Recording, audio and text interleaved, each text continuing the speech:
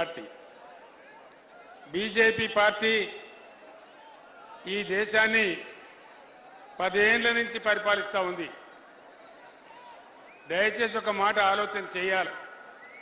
ఇక్కడ నిల్చున్న బీజేపీ అభ్యర్థి ఎవరు, ఆమె గుణగణాలేంది, బీజేపీ గవర్నమెంట్ ఈ దేశానికి చేసిందేంది, ఒకసారి మీరందరూ కూడా ఆలోచించాలని నేను కోరుతా ఉన్నా. ఎన్ని నినాదాలు చెప్పిండు నరేంద్ర మోడీ, కనీసం ఒక 100 నినాదాలు చెప్పిండు. 100 ఒక్క నినాదమన్న నిజమై జెండాలు దేవా బాబు, ఒక్క నినాదమన్న నిజమైందా? నరేంద్ర మోడీ చెప్పినటువంటి కట్టుకథలు పిట్టుకథల ఒక్క నినాదమన్న నిజమైందా? ప్రజలకు ఎవరికైనా లాభం జరిగిందా? బేటీ పడావో బేటీ బచావో జరిగిందా? మేక్ ఇన్ ఇండియా बकवास, सबका साथ सबका विकास, देश का सत्यानाश, डिजिटल इंडिया జరిగిందా? వినబడతలేదు. अच्छे दिन వచ్చిందా? సచ్చే దిన్ వచ్చిందా? अच्छे दिन అమృత్ కాల్ లేదు, మన్ను కాల్ లేదు, దేశమంతా నాశనం అమృతకాల అయ్యిందా? ఆత్మనిర్భర్ భారత్ అయ్యిందా? జన్ధన్ యోజన ఏమైనా లాభం జరిగిందా? ఫసల్ బీమా ఏ రైతు కన్నా వచ్చిందా? దాని తదనంతరం అన్నిటికన్నా ముఖ్యమైంది, నేను గెలిస్తే ప్రతి కుటుంబానికి 15 లక్షలు వస్తాయి. ఇది నరేంద్ర మోడీ 10 ఏళ్ల కిందట చెప్పిండు. వచ్చినాయా ఎవరికన్నా? అన్న సప్పుడు నిలబడతలేదు. 15 లక్షలు వచ్చినాయా? ఇవన్నీ చేసినందుకు నరేంద్ర మోడీ విశ్వగురువా? పాలమూరు ఎత్తిపోతల పథకం కట్టుకొని 100 ఉత్తరాలు రాసినాం, బతిమాలినాం. పాలమూరు వెనుకబడ్డ ప్రాంతం, మాకు జాతీయ హోదా ఇవ్వండి అని అడిగినాం. ఇచ్చిండ్రా? ఇప్పుడు నిలబడ్డ డీకే అరుణ గారు జాతీయ ఉపాధ్యక్షురాలు, 5 ఏళ్ల నుంచి ఆమెనే ఉన్నది. మరి పాలమూరు జాతీయ హోదా తెచ్చిందా? మరి ఏం ముఖం పెట్టుకొని ఓట్లాడుతా ఉన్నారు? దయచేసి ఒక్కసారి ఆలోచన చేయండి. ఈ ప్రపంచంలో డాలర్ అగెన్స్ట్ గా మన రూపాయి ఎంత దిగజారిపోయింది? రూపీ వాల్యూ ఏంది? అలా 83 రూపాయలు. ఇది భారతదేశ గౌరవమా? ఇది నరేంద్ర మోడీ పరిపాలన ఫలితమా? 18 లక్షల ఉద్యోగాలు ఖాళీ ఉన్నాయి కేంద్ర ప్రభుత్వంలో. ఖాళీలు నింపుతున్నారా? మరి నిరుద్యోగం పెట్టబోవాలి. నల్ల చట్టాలు తెచ్చి, రైతుల వ్యతిరేక చట్టాలు తెచ్చి ఢిల్లీ దగ్గర రైతులు ధర్నా చేస్తే దాదాపు 750 మంది రైతులు చచ్చిపోయినారు. పోలీసు కంచెలు పెట్టి వాళ్ళని కొట్టినారు తప్ప వాళ్ళని రానియలే. నేను పోయి మన రాష్ట్రం తరఫున పంజాబ్ పోయి చండీగఢ్లో 750 మంది రైతులకు, తమ్ముడు ఆ ఎత్తు ఎందుకు, తోపులాట ఎందుకు, ఉన్నకా నిలబడండి, అవి బంద్ చేయండి, బంద్ చేయవా బాబా, బంద్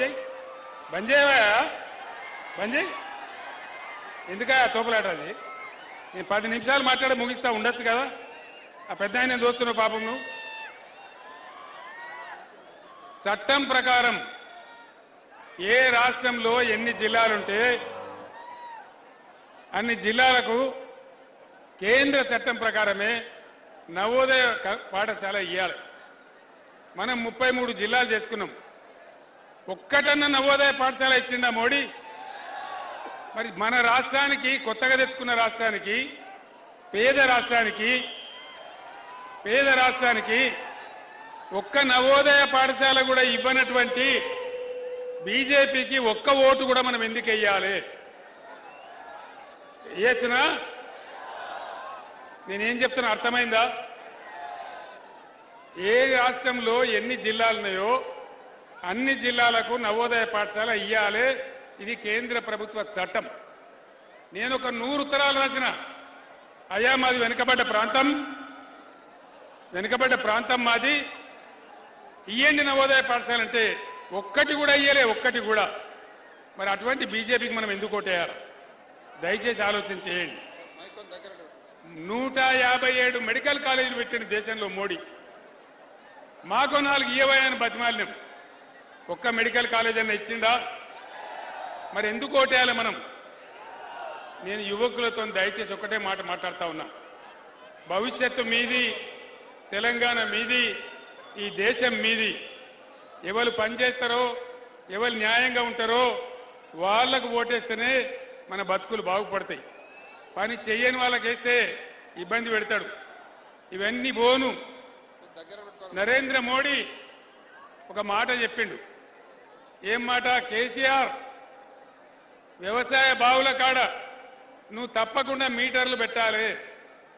మీటర్లు పెట్టకపోతే సంవత్సరానికి 5,000 కోట్ల గ్రాంట్ ఏదైతే ఉందో దాన్ని బంద్ చేస్తా అని చెప్పినాడు. నేను చెప్పిన నరేంద్ర మోడీ, నా ప్రాణం పైన నా తలకాయ దిగినా నేను మీటర్లు పెట్టా అని చెప్పిన. మీటర్లు పెట్టానా వద్దా అన్నా? వినబడతలేదు. మీటర్లు పెట్టానా వద్దా? మరి అలా నరేంద్ర మోడీకి ఓటేస్తే జరిగేదేంది? నరేంద్ర మోడీకి ఓటేస్తే మేం మీటర్ పెట్టు మనంగా కూడా, మీటర్ పెట్టమని చెప్పంగా కూడా రైతులు మాకే ఓట్లేసిండ్రు కాబట్టి ఖచ్చితంగా మీటర్లు పెడతా అంటారు. ఇప్పుడున్న ముఖ్యమంత్రి చోటేబాయ్, నరేంద్రబాయ్, బడేబాయ్. చోటేబాయ్ కోటేసినా, నరేంద్ర మోడీకి ఓటేసినా ఒకటే. ఈడ చోటేబాయ్ కోటేసినా పెద్దన్న పెట్టమంటాడు, పెడతా అంటాడు. బీజేపీ కోటేసినా గ్యారంటీ పెడతారు. మరి మీటర్లు పెట్టించుకోవడానికి బీజేపీ కోటేయన్నా? పెట్టుకోవన్నా మీటర్లు? దయచేసి ఆలోచన చేయాలి. 7 మండలాలు మన ఈ గుంజి ఆంధ్రప్రదేశ్కి ఇచ్చిండు నరేంద్ర మోడీ. 400 మెగావాట్ల సీలేరు పవర్ ప్లాంటు కరెంటు ఉత్పత్తి చేసే కేంద్రాన్ని మనది గుంజి ఆంధ్రాకి ఇచ్చేసిండు. మరి ఇటువంటి నరేంద్ర మోడీకి ఎందుకు మనం ఓటేయాలి? తెలంగాణ ఉద్యమం మనం చేస్తుంటే ఆంధ్ర వాళ్ళు మన నీళ్లు ఎత్తుకొని పోతా ఉంటే ఇక్కడి నుంచి కాలువ పెట్టి వాళ్ళ ఆనాడు రఘువీరారెడ్డి పాదయాత్ర చేయడానికి వస్తే ఇదే డీకేఆర్ను పోయి మంగళారతులు ఇచ్చి, అయ్యా నువ్వు మంచిగా తీసుకుపోతున్నావు మా తెలంగాణ నీళ్లు తీసుకుపోని మంగళారతి పట్టింది. ఈమెకే మనం ఓటేయన్నా? దయచేసి ఆలోచన చేయాలి. డీకేఆర్నకు ఓటేయడం అంటే ఏంది? వీళ్ళు మనకు అక్కరకు రాని చుట్టాలు. ఈ బీజేపీ అక్కరకు రాని చుట్టము, మొక్కిన వరం ఇయని వేల్పు, మోవరమునదా ఎక్కిన బారిన గుర్రము, గ్రక్కున విడువంగవలవి అని చెప్పింది. మరి అదేవిధంగా ఎందుకు భారతీయ జనతా పార్టీకి మనం ఓటేయాలి? దయచేసి ఆలోచన చేయండి. మన కన్ను మనమే ఒడుచుకుందామా? మనకు విషయం ఇస్తే మనమే తాగుదామా? దయచేసి ఆలోచన చేయండి. నేను మీ అందరినీ ప్రార్థించేది ఒకటే. ఇవాళ వీళ్ళు వాళ్ళు అందరూ కూడా ఎవరు మనకేం చేయలే. ఇక కాంగ్రెస్ గవర్నమెంట్ 5 నెలలే వచ్చి ఏం చెప్పింది ఆనాడు?